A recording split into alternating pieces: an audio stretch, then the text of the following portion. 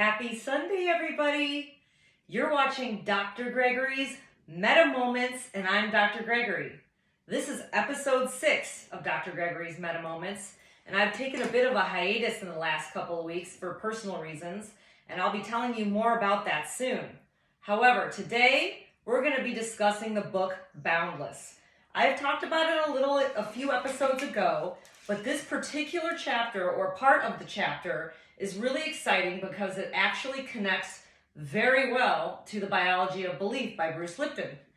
So if you want to join with me, it's in chapter 15 and it's called The Power of the Mind on page 375. So I'm going to go through some highlights about this particular chapter and how it's helpful because of the power of the mind over the body and how it actually has a very powerful impact over your epigenetics as well as your physical well-being. There are over 150,000 different proteins that make up your body, and the shape of each protein can change as a result of electromagnetic fields. So, when it changes shape from one configuration to another, the protein molecule moves, as do all other protein molecules surrounding it, and they cooperate in a functional assembly called pathways. Pathways may involve respiratory, digestive, muscle contraction. These are just examples of proteins with coordinated movements with specific biological functions. Studies have shown that this change in the shape of proteins can change the expression of genes. Remember, the genes are the blueprint, they are not the signal. Well, electromagnetic fields are generated by thoughts and emotions. And since proteins are altered by electromagnetic fields, this means that genes can be turned on and off by those same fields. That's right, you can control gene activity by focusing on your beliefs. Pretty amazing. Beliefs, whether they're true or false, positive or negative, creative or destructive, they influence the very cells of your body. This means the DNA does not control your biology itself. It's the information that can be transmitted through your body to other people's bodies and even to your descendants in ways other than through the base sequence of DNA. It means that the harnessing of the power of your mind can be just as effective or even more effective than pharmaceuticals, supplements, and biohacks. And your perception of your environment significantly affects your health. Big deal, huh? So he's going to talk a little bit about the story of emotions and cancer and how it can impact your experience if you do have cancer. Scientists at Yale University have discovered that the conditions for developing cancer can be significantly affected by your emotional environment, including everyday work and family stress. So, Western medicine is starting to catch up with Chinese medicine. And researcher Sun Bingyang wrote in his book, Cancer Treatment and Prevention, quote, "According to our understanding of the tumor patient, most have suppression of the emotions. They tend to hold in their anger. Although some patients have good results after treatment, emotional stimulation may cause them to decline again, and then the previous treatment would have been in vain. Some people have severe phobia about cancer.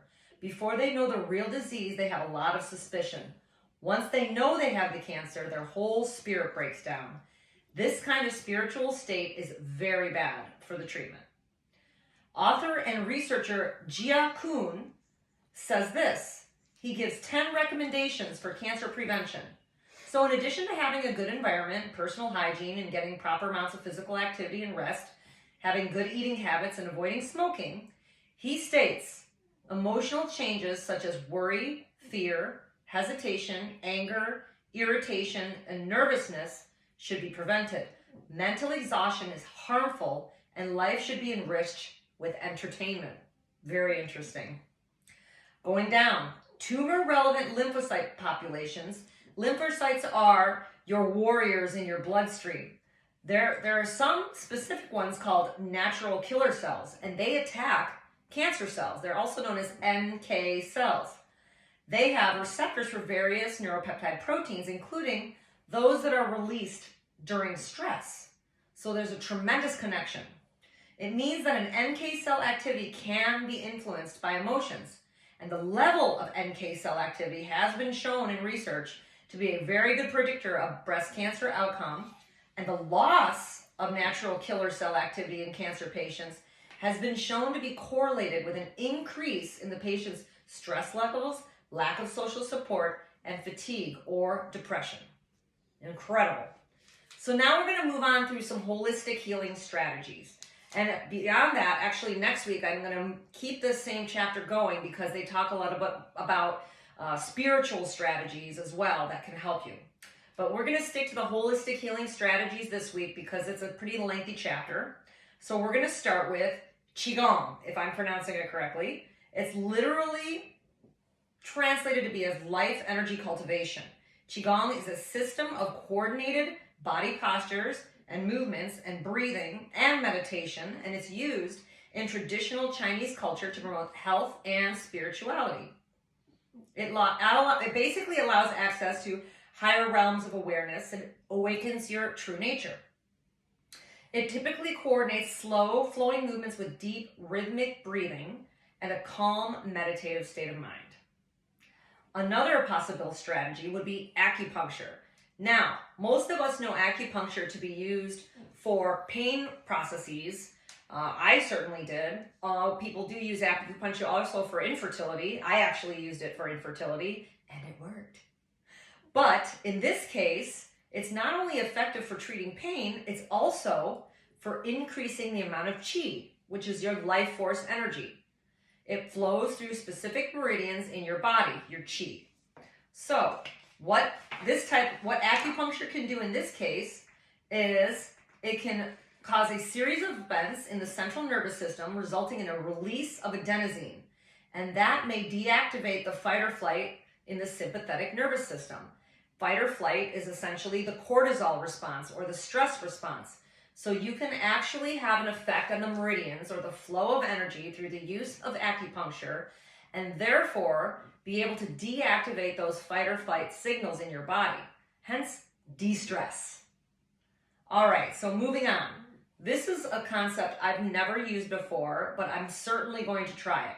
It's called tapping or EFT.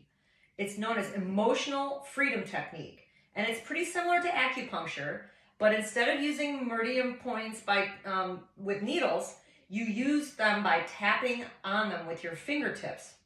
Wow. Tapping has been shown to provide relief from, get this, chronic pain, emotional problems, disorders, addictions, phobias, post-traumatic stress disorder, and chronic diseases.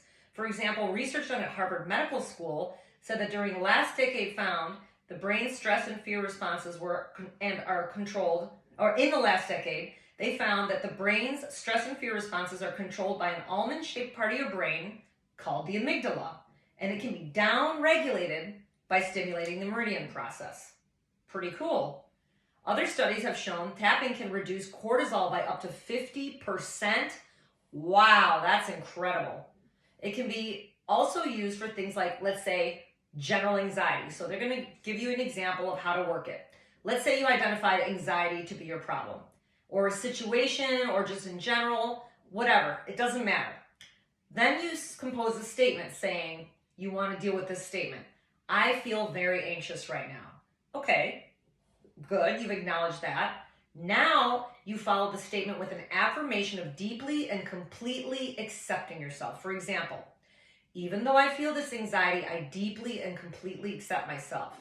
Or, even though I'm anxious about my interview, I deeply and completely accept myself. Or, even though I'm feeling anxiety about this relationship, I deeply and completely accept myself. Or, even though I'm having trouble sleeping, I deeply and completely accept myself. That was a big one for me. I could totally have used that years ago when I had some sleep issues. But it may be good for those nights where it's just hard to fall asleep. I can definitely try it. It's much better than using chemicals like Ambien. Then you begin tapping 5 to 7 times in each of these locations in order. The outer edge of the hand, the eyebrows, the side of the eyes, under the nose, under the chin, under the collarbone, under the arm, and on top of the head. And then you finish with a deep breath to clear the emotional dirt away. So there's EFT. My favorite coming up is mindfulness meditation.